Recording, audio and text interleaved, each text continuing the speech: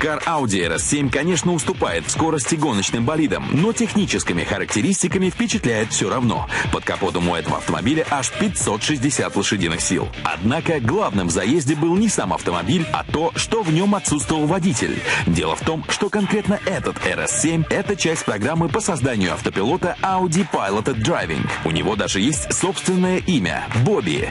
По заверениям самой компании, они создали самую спортивную в мире машину, не нуждающуюся в водителе, что и собирались продемонстрировать в этом заезде. Бобби отлично прошел трассу на одном из участков, развив скорость в 220 км в час и показав время в 2 с небольшим минуты. Для сравнения, BMW M3 предыдущего поколения проходит ее за 2 минуты и 3 секунды. С одной стороны, с точки зрения технологий автопилотирования, демонстрация Audi не слишком впечатляет. Вся информация о трассе изначально была занесена в память автомобиля. Технике оставалось лишь придерживаться уже известной траектории при помощи стереокамеры и особо точного датчика GPS. С другой стороны, именно в этом-то и заключается главное достижение инженеров немецкой компании. Автомобиль действительно ехал на уровне неплохого гонщика, отклоняясь от наиболее выгодной траектории движения не более чем на 2-3 сантиметра. Электронике приходилось в каждом повороте анализировать состояние автомобиля, следить за тем, чтобы он не сорвался в занос, а двигатель выдавал нужное количество мощности. Это действительно крайне сложная задача,